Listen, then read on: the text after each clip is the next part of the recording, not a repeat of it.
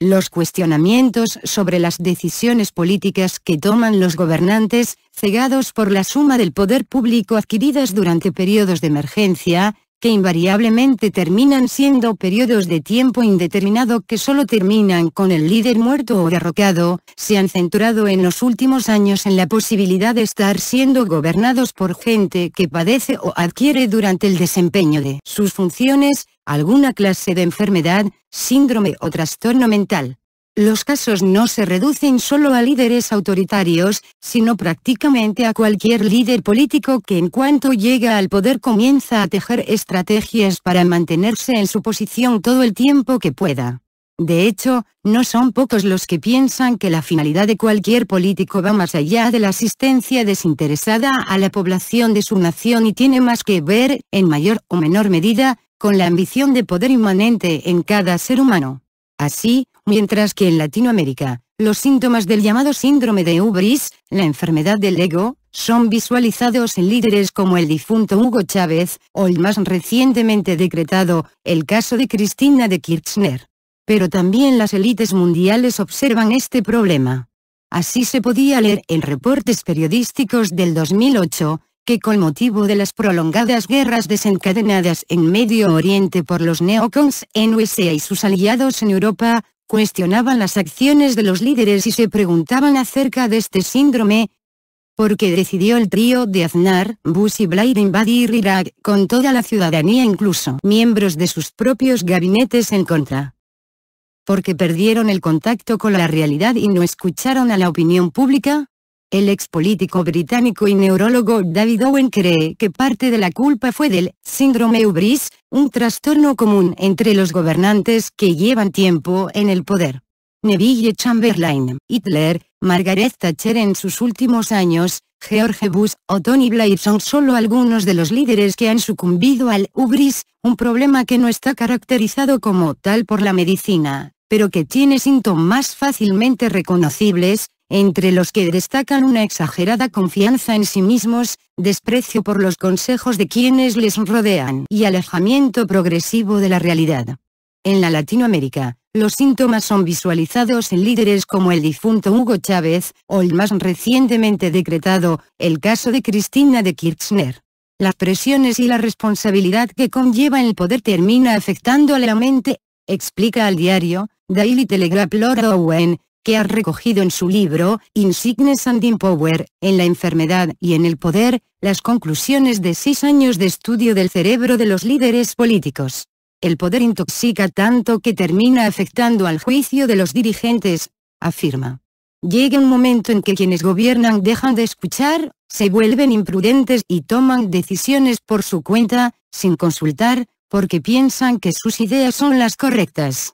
Por eso, aunque finalmente se demuestren erróneas, nunca reconocerán la equivocación, y seguirán pensando en su buen hacer.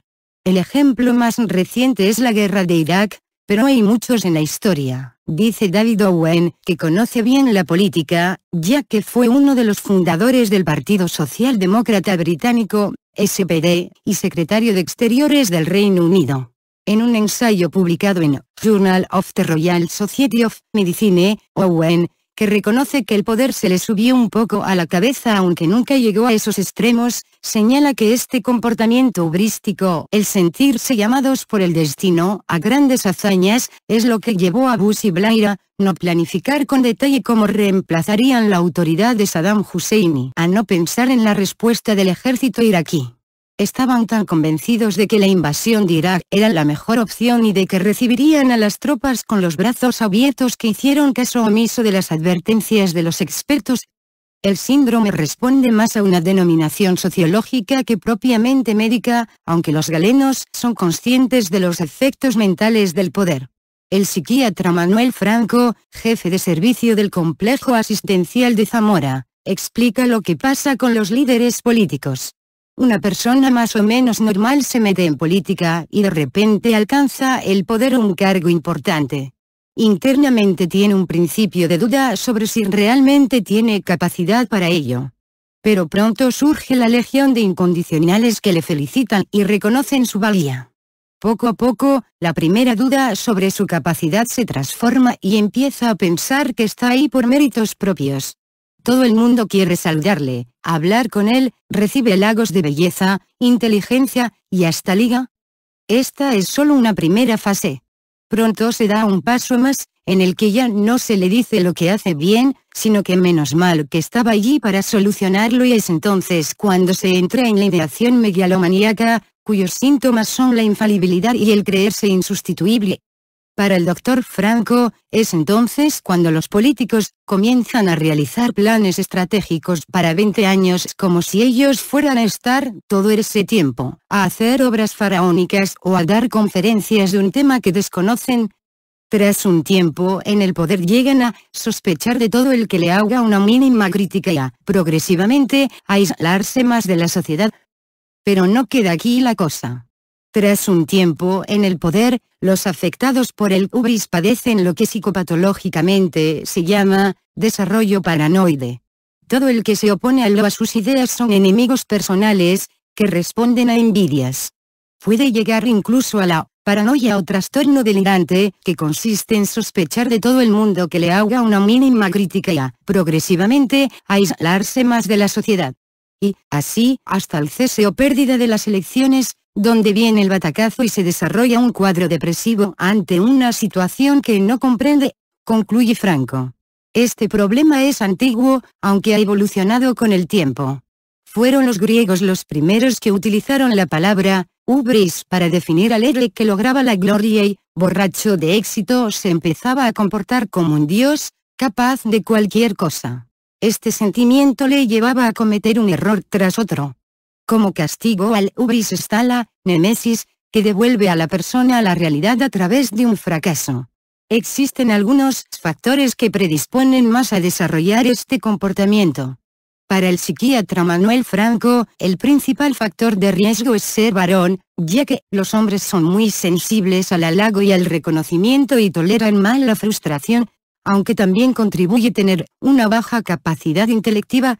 Los varones son más propensos porque son muy sensibles al halago y toleran mal la frustración. El hecho de que este síndrome sea tan común en política se debe, según este experto, a que, en otros ámbitos es más frecuente que el que esté arriba sea el más capaz, pero en política no es así, porque los ascensos van más ligados a fidelidades. El poder no está en manos del más capaz, pero quien lo ostenta cree que sí y empieza a comportarse de forma narcisista. Aunque no faltan ejemplos entre los políticos españoles, Manuel Franco reconoce uno muy reciente y muy comentado en la campaña electoral. Se refiere a la reforma del piso del ministro de Justicia, Mariano Fernández Bermejo. Solo bajo la idea de infalibilidad y de creerse imprescindible, es decir, bajo una ideación megalomaníaca, puede uno hacer una reforma de esas características 2 meses antes de unas elecciones cuya victoria no estaba clara y que, aunque se diera, él podría no seguir.